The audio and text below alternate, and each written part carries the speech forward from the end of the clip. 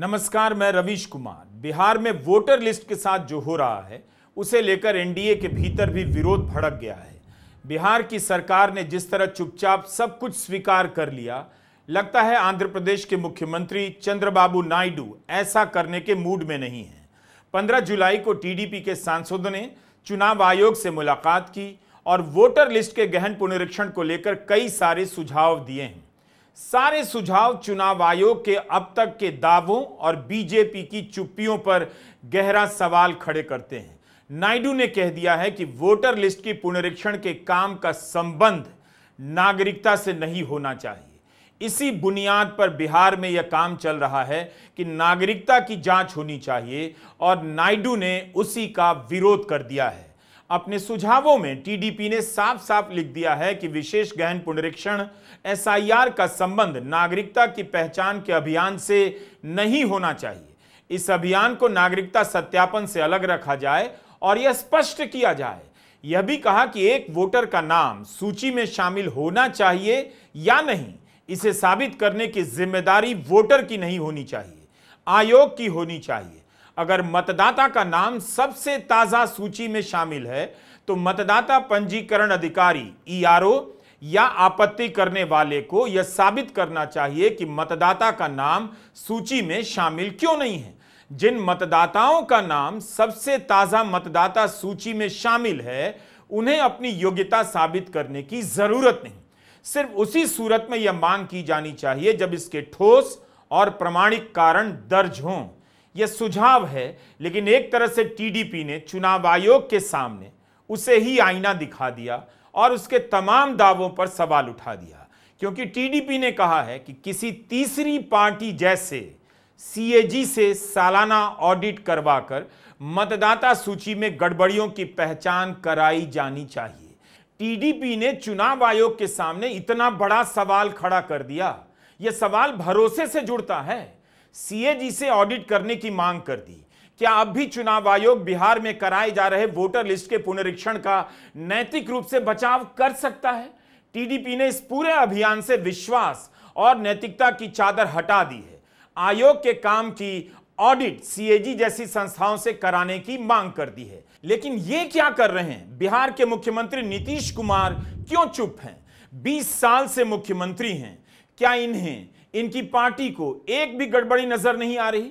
कुछ भी आशंकाएं नजर नहीं आती हैं? आपने नोट किया है कि इतना बड़ा अभियान बिहार में चल रहा है। क्या बीजेपी के कार्यकर्ताओं को, जदयू के कार्यकर्ताओं को, बीजेपी के समर्थकों को, जदयू के समर्थकों को कोई गड़बड़ी नहीं दिख रही? इन दलों के नेता क्यों चुप रह गए? किसके दबाव में चुप हैं? नायडू ने बोलने की हिम्मत दिखा दी और अपने सुझावों से सारे अभियान की हवा निकाल दी है और तमाम दावों पर उनके सुझाव भारी सवाल खड़े कर रहे हैं। टीडीपी ने चुनाव आयोग से कहा है कि विशेष गहन पुनरीक्षण एसआईआर का काम होना चाहिए, लेकिन इसका संबंध नागरिकता से ना हो। यही नहीं, गांव के लोगों के पास कई जरूरी दस्तावेज नहीं होते हैं, जैसे पासपोर्ट और जन्म प्रमाण पत्र। आखिर बिहार के मुख्यमंत्री नीतीश कुमार ने इन सवालों को क्यों नहीं उठाया? चंद्रबाबू नायडू की पार्टी कह रही है अगर आंध्र प्रदेश में 2029 के लिए विशेष गहन पुनरीक्षण होना है तो अभी से शुरू हो जाना चाहिए ताकि वोटर को पर्याप्त समय मिले। तब फिर बिहार में इसे क्यों 3 महीने के भीतर किया जा रहा है? आंध्र प्रदेश के वोटर को 1 साल 2 साल मिले और बिहार के वोटर को फॉर्म भरने के लिए 1 महीना। क्या यह कहीं से उचित है? क्या यह कहीं से लेवल प्लेइंग फील्ड है?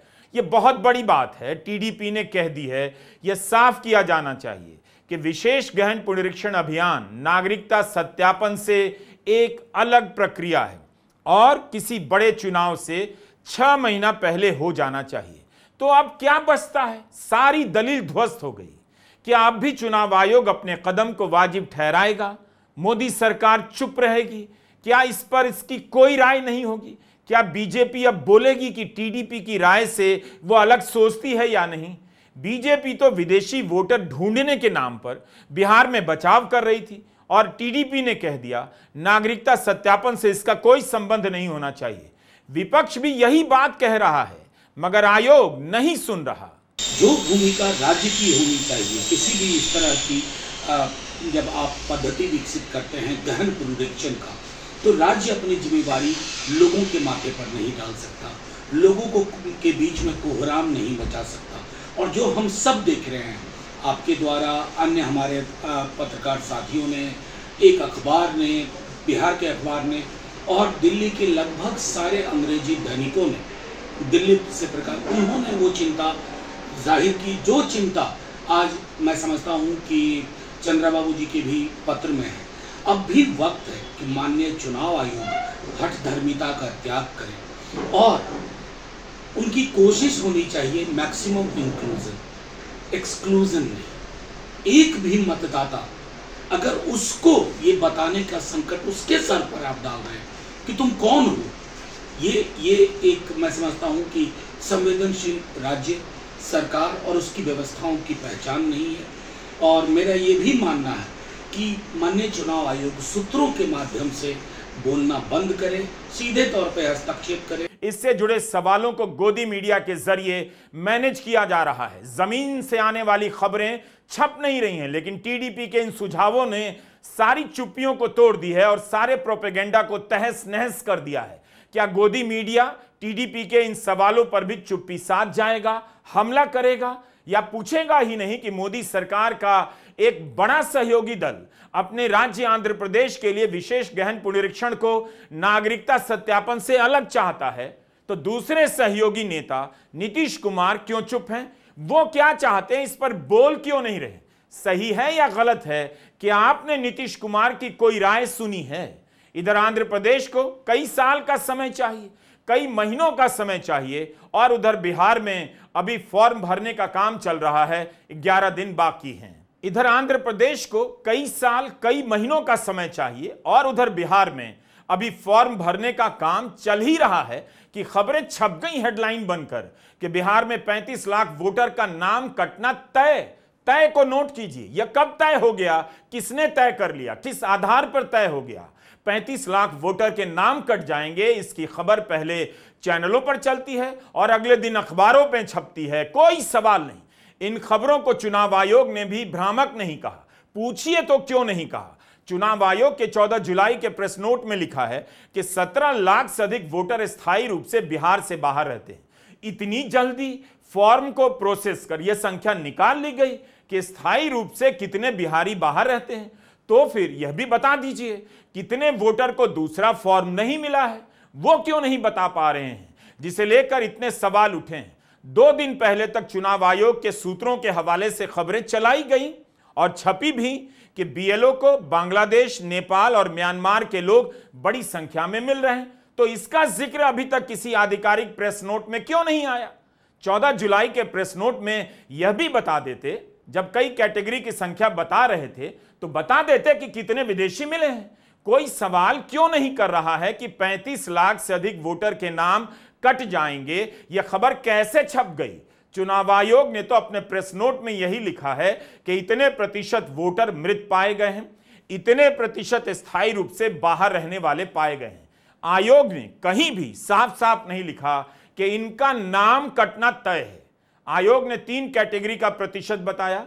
नाम कटेंगे तो उसी के आधार पर, लेकिन नाम काटने का चरण तो अभी शुरू नहीं हुआ है। यह चरण तो फॉर्म भरने का है। अभी से खबर कैसे छप रही है कि 35 लाख से अधिक वोटर का नाम कटना तय है? क्या अभी से माहौल बनाया जा रहा है? लोगों को इन खबरों के हवाले से तैयार किया जा रहा है? आयोग की खबर से मतलब निकाला जा सकता है, लेकिन एकदम तय हो गया नाम कटना, क्या ऐसा कहना सही होगा? तो आयोग को सामने आकर कहना चाहिए।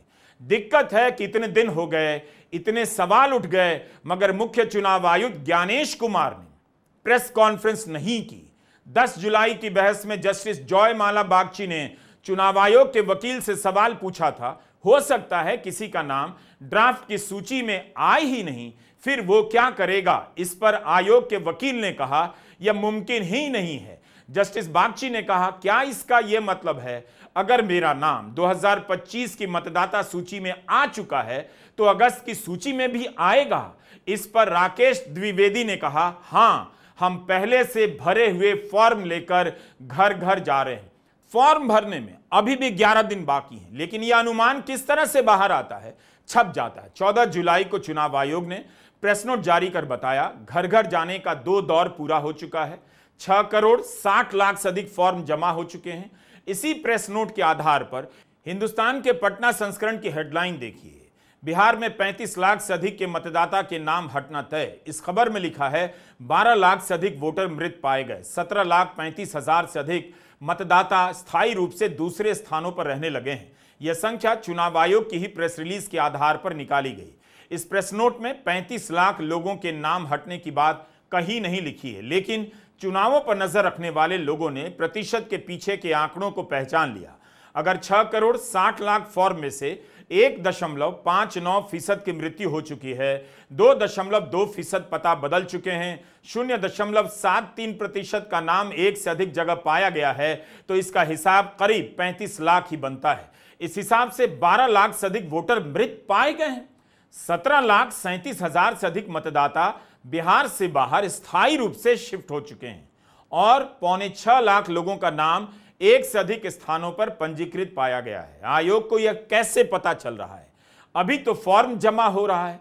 आप जानते हैं बिहार में जून 2024 से लेकर जनवरी 2024 के बीच वोटर लिस्ट की समीक्षा का काम चला। इसकी भी ड्राफ्ट सूची 29 अक्टूबर 2024 को आई। 7 जनवरी 2025 को अंतिम सूची प्रकाशित की जा चुकी थी। उस समय की प्रेस रिलीज को दिखाना चाहता हूं, कुछ हिस्सों को पढ़ना चाहता हूं, आप ध्यान दीजिए। अब आप इस प्रेस रिलीज को देखिए, इसमें यही लिखा है कि 7 जनवरी 2025 को बिहार की निर्वाचन सूची का अंतिम प्रकाशन सभी 243 विधानसभा सीटों के लिए कर दिया गया है।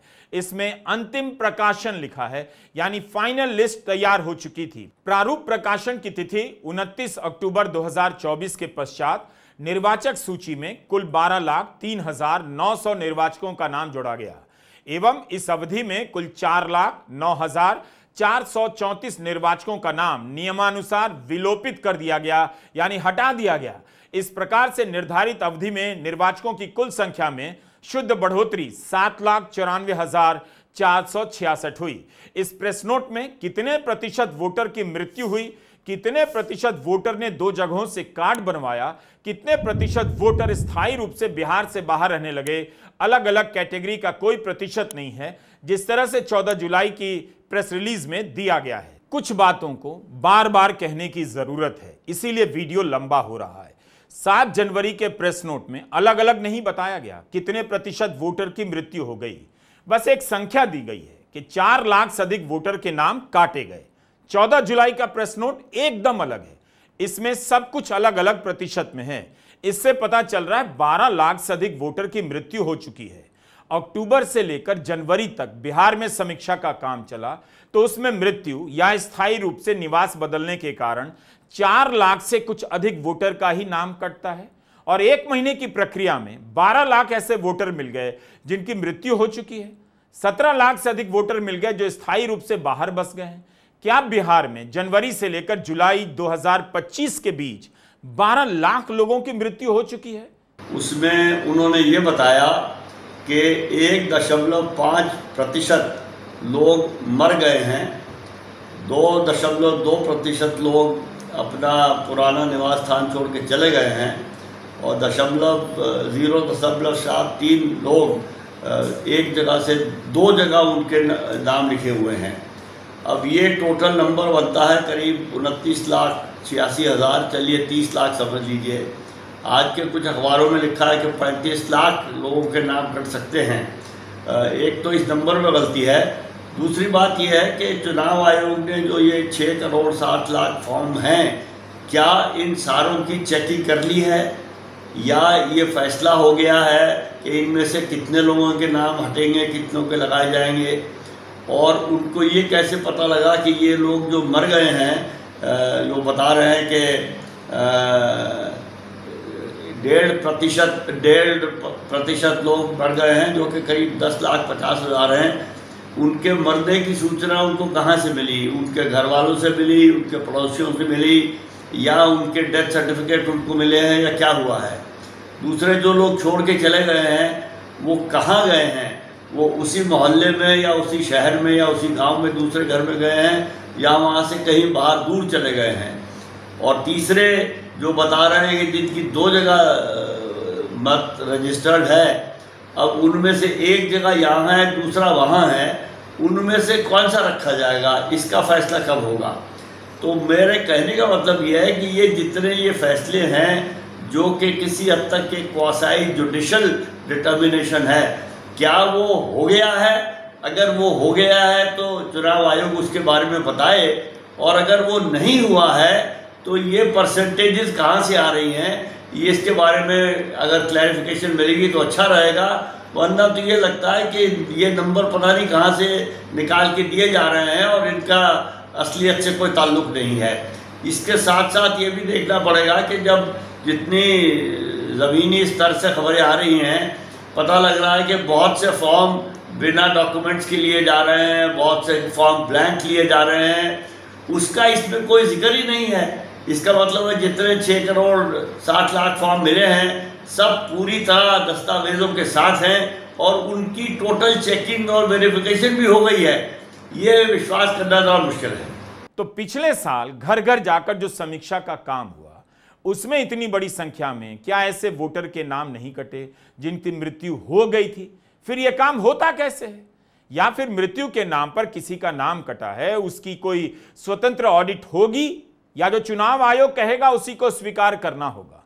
यहां फिर से कहना चाहता हूं, टीडीपी ने सुझाव दिया है अगर वोटर लिस्ट में गड़बड़ी आती है तो उसकी ऑडिट सीएजी जैसी संस्था से करानी चाहिए। एक हिसाब दिया जा रहा है, 243 विधानसभा के हिसाब से देखें तो हर सीट पर 35 लाख वोटर अगर कटते हैं तो हर सीट पर औसतन 14,000 से अधिक वोट कम हो जाएंगे।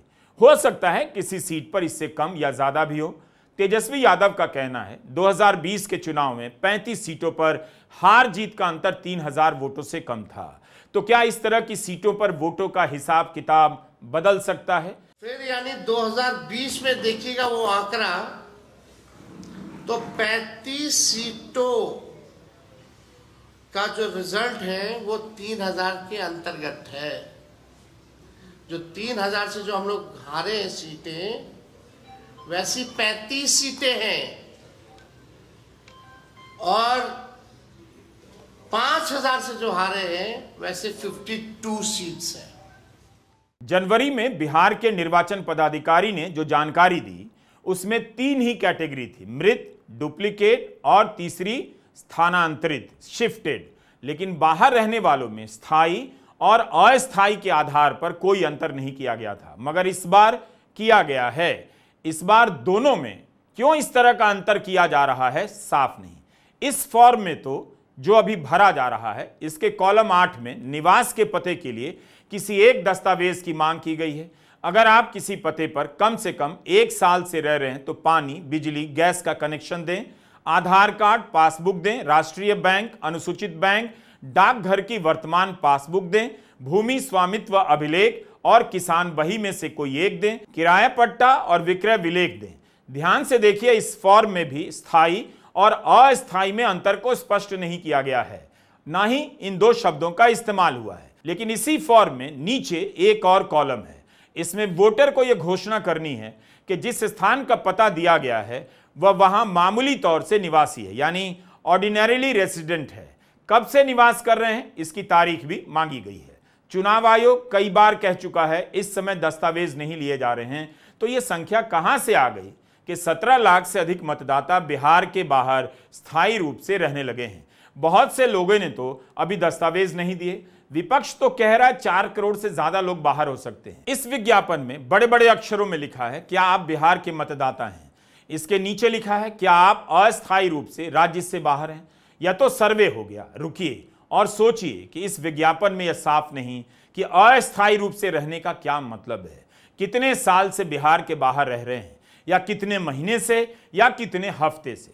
अब आप इस लाइन को पढ़िए। लिखा है अगर आपके पास अभी मोबाइल फोन है तो आप गणना प्रपत्र भर सकते हैं। यह सब विज्ञापन में लिखा है। तो अगर किसी के पास अभी मोबाइल फोन नहीं है, कभी मोबाइल फोन नहीं था, जो था किसी वजह से टूट गया है, तो वह गणना प्रपत्र कैसे भरेगा। बाहर रहने वाले लोग अलग अलग तरह के काम करते हैं। जो लोग लेबर का काम करते हैं, महीनों अखबार नहीं देखते, उनके पास स्मार्टफोन नहीं होगा तो क्या करेंगे। बात केवल स्मार्टफोन की नहीं, डेटा की भी है। अगर उनके पास डेटा नहीं है, रिचार्ज नहीं कराया, ऐसे बहुत से लोग मोबाइल डेटा महंगा होने के कारण परेशान हैं, वो क्या करेंगे? इसका प्रिंट आउट कहां से लाएंगे? क्या हर कोई फॉर्म को ऑनलाइन भर सकता है? चुनाव आयोग ने अपने प्रेस नोट में लिखा है कि अस्थायी रूप से जो मतदाता बिहार से बाहर हैं उनसे संपर्क किया जा रहा है, विज्ञापन के माध्यम से और सीधे संपर्क के भी प्रयास हो रहे हैं ताकि वे 25 जुलाई तक अपना फॉर्म भर सकें। अगर नहीं भर सके तो क्या होगा? अगर एक मतदाता का भी नाम छूट गया, उसे पता नहीं चला कि विज्ञापन में क्या छपा था, तो क्या उसे ड्राफ्ट सूची में आने का मौका दिया जाएगा या हमेशा के लिए नाम कट जाएगा? चुनाव आयोग ने प्रेस नोट में लिखा है, बीएलओ घर घर जा रहे हैं, 2 बार जा चुके हैं, तीसरी बार जाएंगे। मगर भास्कर के 100 संवाददाताओं ने मिलकर जो रिपोर्ट लिखी है उसमें यह बात प्रमुखता से आ रही है कि बीएलओ कई जगहों पर घर नहीं जा रहे, संपर्क भी नहीं कर पा रहे हैं, पेड़ के नीचे बैठकर फॉर्म बांट रहे हैं, व्हाट्सएप से फॉर्म भरवा रहे हैं।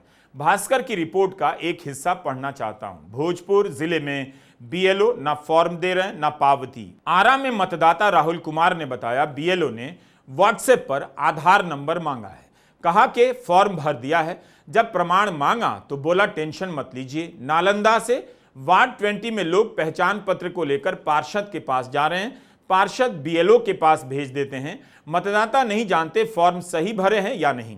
इंडिया टुडे की श्रेया चटर्जी ने मुजफ्फरपुर और हाजीपुर से रिपोर्ट फाइल की है कि बीएलओ कभी कुछ बोलते हैं कभी कुछ, उनकी बातों में काफी अंतर विरोध है।